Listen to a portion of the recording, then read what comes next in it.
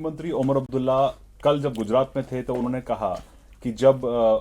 Indus water treaty को अबेंस में रखा गया है क्योंकि तो इसके बाद अब जम्मू कश्मीर में भी बड़े प्रोजेक्ट्स जैसे कि गुजरात में प्रोजेक्ट्स बनाए गए हैं वैसे वाटर को लेकर पानी को लेकर जो प्रोजेक्ट्स हैं उनकी शुरुआत हो सकती है। एक बड़ा स्टेटमेंट है सीएम ओमर अब्दुल्ला का। हमारे साथ संत कुमार शर्मा जी हैं जो कि इंडस वाटर ट्रीटी को बहुत करीब से समझते हैं। इनकी हाल ही में एक बुक भी आई थी, Indus water treaty mirroring the facts. तो सर संत सर आपसे ये समझना चाहेंगे कि जो ये स्टेटमेंट है ये अपने आप में कितना बड़ा स्टेटमेंट है, क्योंकि अभी तक इंडस वाटर ट्रीटी को लेकर हमने देखा कि बार बार पाकिस्तान ऑब्जेक्शन रेज करता रहा है, स्ट्रक्चर को लेके, पानी के फ्लो को लेके, हर बात को लेके। तो क्या इस अबेंस में रखने के बाद, क्योंकि जब उमर ने ये बात कही है, तो क्या लगता है कि अब जम्मू कश्मीर की जो बिजली की समस्या है वो हल हो पाएगी?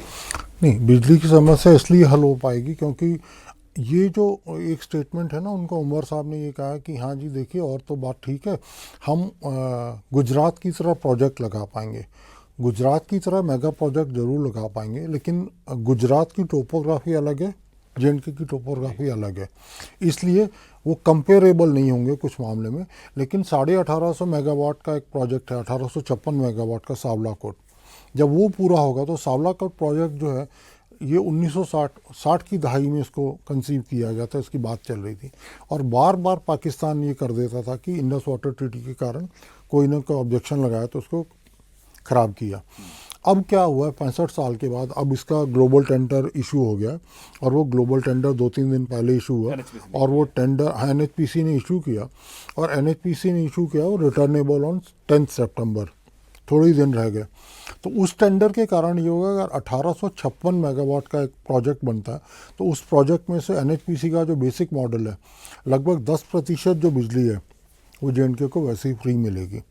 और जेएंडके की जो टोटल नीड्स होती हैं कई बार जो हाईएस्ट हो जाती है वो शायद 3000 मेगावाट के करीब जाती है। लेकिन अभी जो प्रोजेक्ट अगर सावलाकोट को भी हम डाल लें तो हम उससे पहले 2 प्रोजेक्ट अंडर कंस्ट्रक्शन है। एक पक्कल डूल है आपका किश्तवाड़ से थोड़ा, टाउन से थोड़ा बाहर,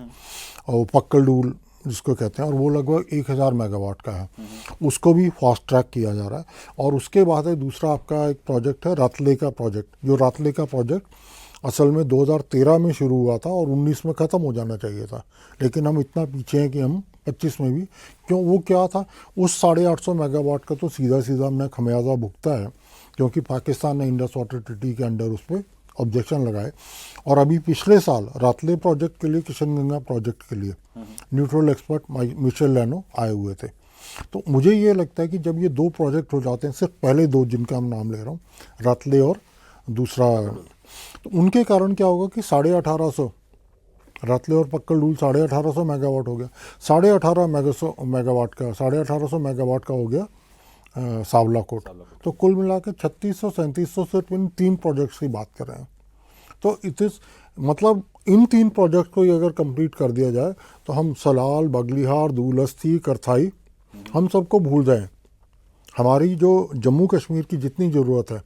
वो इनसे ही पूरी हो जाएगी। तो हम ये कह सकते हैं कि एक ऐसा वक्त आएगा आने वाले टाइम में, क्योंकि देखिए जो कदम भारत ने उठाया वो था इन रिटेलिएशन टू दी ऑपरेशन जो पहलगाम हमला हुआ ऑपरेशन 22 रन, लेकिन जो भारत ने जो फैसले लिए उसका सीधा असर पाकिस्तान पर तो होगा ही, लेकिन क्या हम ये कह सकते हैं कि इसके लिए जम्मू कश्मीर के लिए बहुत बड़ा एक रिलीफ हो गया ये फैसला? देखिए जम्मू कश्मीर के लिए तो इसलिए रिलीफ हो गया, जम्मू कश्मीर का क्या होगा कि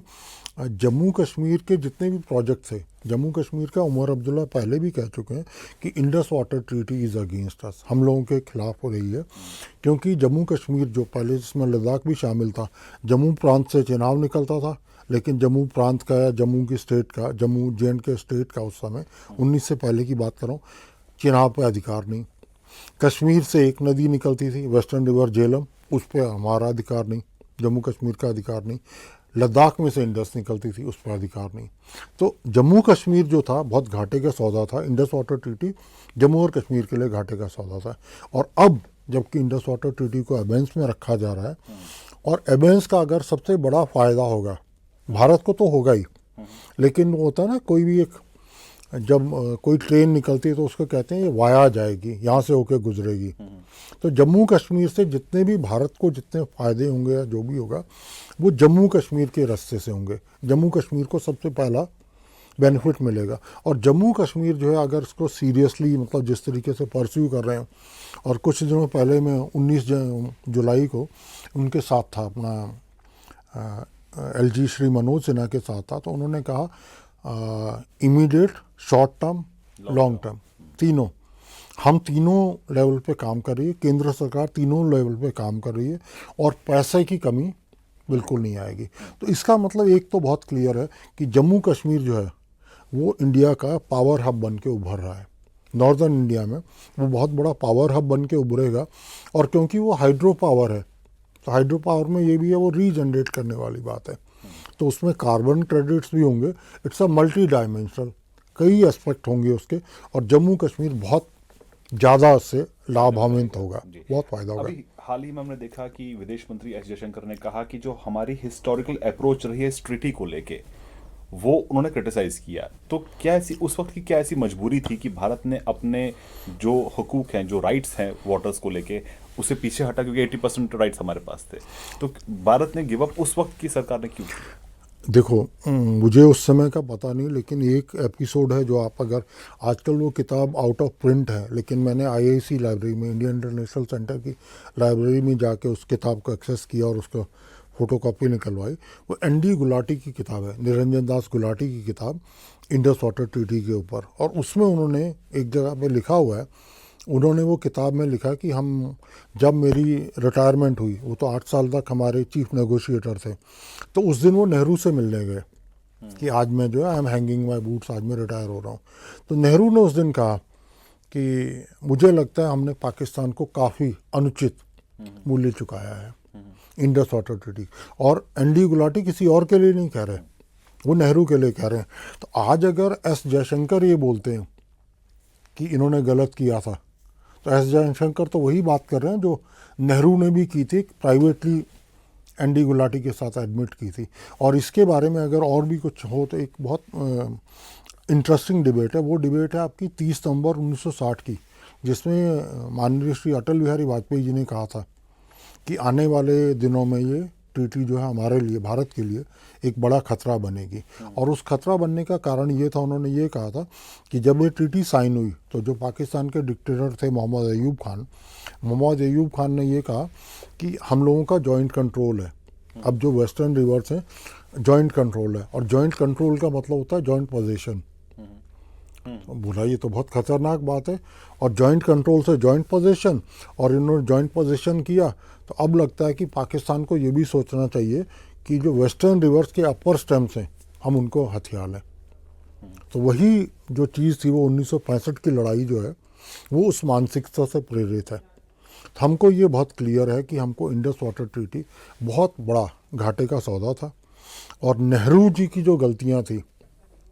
वो श्री मोदी जी सुधार रहे हैं, और इन गलतियों को श्री अटल बिहारी वाजपेयी जी ने 1960 में ही उजागर किया था। वहीं अगर हम बात करें तो हमने एक बयान ये भी देखा है जहां पर गृह मंत्री अमित शाह ने यह कहा है कि इस ट्रीटी को दोबारा बहाल कभी नहीं किया जाएगा, और जो पानी है वो भारत अपने इंटरनल यूज के लिए इस्तेमाल करेगा। लेकिन क्योंकि ये ट्रीटी वर्ल्ड बैंक ने ब्रोकर करी थी भारत और पाकिस्तान के बीच में, तो क्या ये एक टेक्निकलिटी हो सकती है कि पाकिस्तान अप्रोच करे या वर्ल्ड बैंक इसमें दखल दे? क्या ये परमानेंट हो सकता है कि इसमें कोई फ्लॉ नहीं होगा? नहीं, ऐसा कुछ नहीं है। जो वर्ल्ड बैंक है वो बीच में इंटरव्यू नहीं कर सकता। और आप देखें, अगर वर्ल्ड बैंक को आप देखना चाहते हैं अच्छी तरीके से, वर्ल्ड बैंक का क्या कहना है, तो अजय बग्गा जो उसके आजकल वर्ल्ड बैंक के जो प्रेसिडेंट है, उन्होंने बहुत क्लियर और बहुत साफ शब्दों में कहा है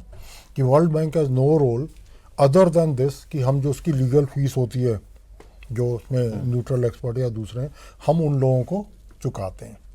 ऐसा कुछ नहीं है कि वर्ल्ड बैंक जो है वो मध्यस्थ के तौर पर है तो वर्ल्ड बैंक कुछ बोल सकेगा ना, ऐसा बिल्कुल नहीं होगा। भारत और पाकिस्तान के बीच में, भारत ने अगर ट्रीटी को एक तरफ से बायलेटरली, अपनी तरह से यूनिलेटरली, बायलेटरली अगर कर दिया है, तो इस ट्रीटी को